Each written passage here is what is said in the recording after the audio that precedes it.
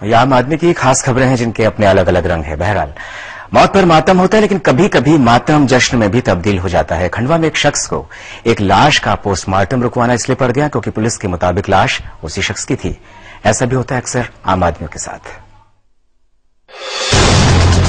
सवालों के कफन में लिपटी एक लाश।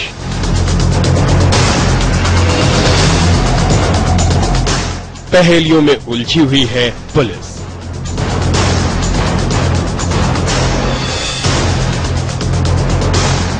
जिसका होना था पोस्टमार्टम, वो कह रहा है मैं जिंदा हूं। मध्य प्रदेश के खंडवा का हनुमान नगर, जहां एक अधजली लाश से सनसनी फैल गई।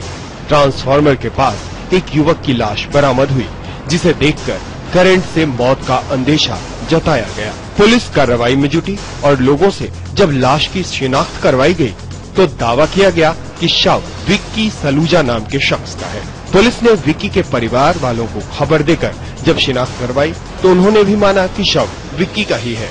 वहाँ जाके देखा तो वहाँ सेम टू सेम वही का वही लग रहा था।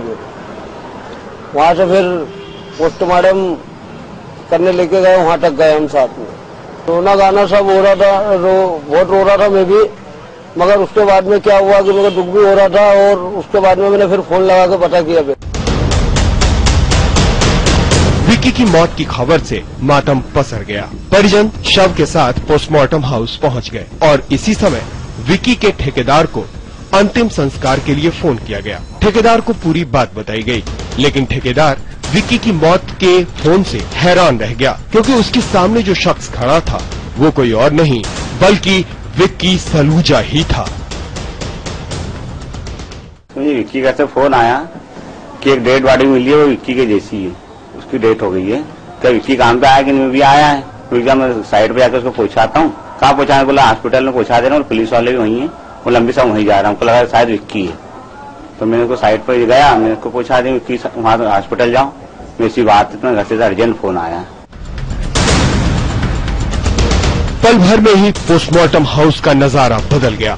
आनन फानन में विक्की पोस्टमार्टम में पहुंचा, जिसे देखकर पुलिस और पड़ोसी हैरान रह गए। कहा तो तैयारी विक्की के अंतिम संस्कार की हो रही थी और वो सलामत सबके सामने था। गेम हो गया, उसको सुपुर्द के लिए उनको दे भी दिया था। बाद में उसका भाई तुरंत वहाँ साइटल से पूछ गया जहाँ पर पीएम हुआ था, तो देख के सब हक्का बक्का रह गए। विक्की के लिए भी ये हादसा किसी पुनर्जन्म से कम नहीं। जाहिर सी बात है कि अगर उससे देर हो जाती तो जीते जी उसका अंतिम संस्कार कर दिया जाता। अब मैंने घर वालों से फिर दोबारा फोन लगा के भी पूछा तो उन्होंने बताया बोले डेड बॉडी मिली है यहाँ पे। तो बोले कहीं तुम नहीं है, तो उन लोगों ने पुलिस वालों के पास जाके कार्रवाई की। तो उसके बाद में मैं अस्पताल पहुंचा, उन लोगों ने मुझे बुलाया। मैंने भाई मैं तो जिंदा हूँ, मैं तो आपके सामने ही खड़ा हूँ। उन लोगों ने फिर मुझे बोला बोले जाओ भैया। बोले लेकिन लाश फिर भी सवालों के कफन से लिपटी हुई है। पुलिस के सामने विक्की जिंदा है तो फिर वो लाश किस शख्स की है? अब ये पहेली पुलिस को परेशान कर रही है।